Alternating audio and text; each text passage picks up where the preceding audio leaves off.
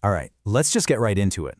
We're about to take a hard look at one of the biggest, most deeply held beliefs in our culture, that buying a house is the absolute pinnacle of financial success.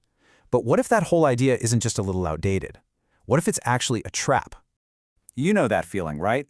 That pressure you get from your parents, from that one coworker who just has to show you pictures of their new deck. It's this constant feeling that you're somehow falling behind. Well, what if I told you that feeling is built on a complete and total lie?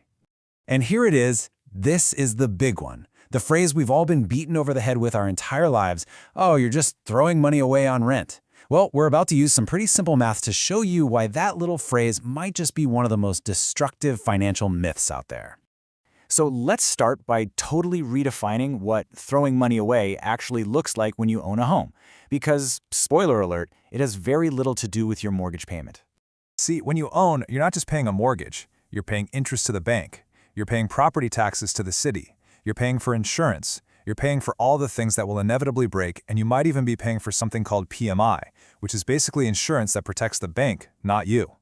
Not a single one of these things builds your wealth. They are, quite literally, just the cost of admission. Let's look even closer at that mortgage payment. Say it's around $2,300 a month. In your first year, a staggering 86% of that's $2,000, is pure interest. It's just vanishing into the bank's pocket. Only about $330 is actually paying down what you owe on the house. But that mortgage, that's just the tip of the iceberg. You've got to pile on property taxes. You've got to add homeowner's insurance. You need to set aside money for when, not if, the water heater explodes. And maybe you've got that PMI on top of it all. It just stacks up and up and up. So here's the kicker. On that $400,000 house, while you're technically building a tiny $330 in equity, you are actually throwing away almost $3,700 every single month. Gone. Poof. You'll never see that money again. Okay, so if owning is really that inefficient month to month, how does it compare to renting over the long haul? Let's run the numbers. Let's pit these two financial paths against each other for the next 30 years and see who comes out on top. So let's meet our two people. We've got person A, the renter. They pay $2,000 a month in rent, and this is key. They invest the $2,000 difference they're saving. Then you've got person B, the buyer, whose all-in housing costs come out to $4,000 a month. Okay, fast forward 30 years. Our renter, person A, has been consistently investing that extra $2,000 a month. Assuming a pretty standard 7% annual return from the stock market, they have a liquid portfolio worth $2.4 million. That's money they can actually access and use. That's the magic of compound interest. And the buyer? Well, after 3 decades of pouring money into that house, they finally own it, free and clear. And with average appreciation, it's worth just under $1 million. Now, that's not bad, but it is less than half of what the disciplined renter managed to build. Now, let's be real for a second. There is a giant if attached to all of this. This entire thing works only if the renter has the discipline to actually invest that difference. If that extra cash just gets spent on fancier dinners and vacations, well, then the whole model just falls apart. So let's bring it back from that 30-year projection and talk about right now. Let's talk about the reality for so many homeowners. What does it actually feel like to be house poor, even when you're making pretty good money? Let's meet the Johnsons. On paper, they're killing it, bringing home $11,000 a month. But let's watch how fast that money evaporates. After the massive housing bill, the car payments, student loans, and oh my god, daycare, all the things they can't avoid, they're left with a margin that is shockingly thin. I can hear what you're thinking. It's the classic defense, isn't it? Yeah, but they're building equity.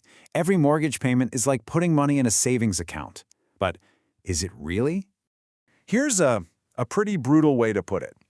Equity isn't cash you can spend. It's imaginary wealth that's trapped inside the walls of your house. It's money you can't touch unless you sell the place or, even worse, go deeper into debt to borrow against it.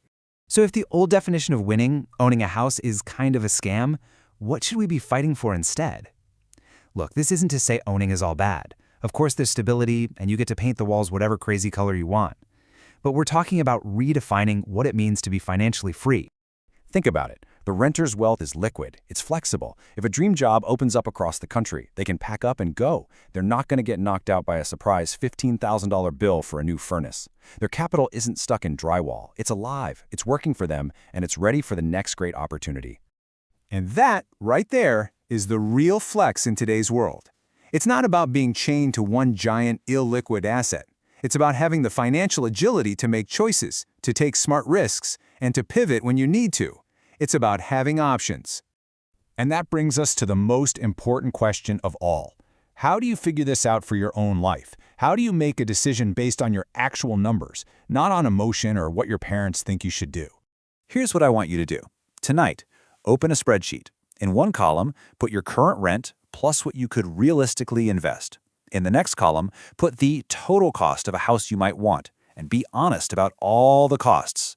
Then, just project it out. 10, maybe 20 years. The numbers, they won't lie.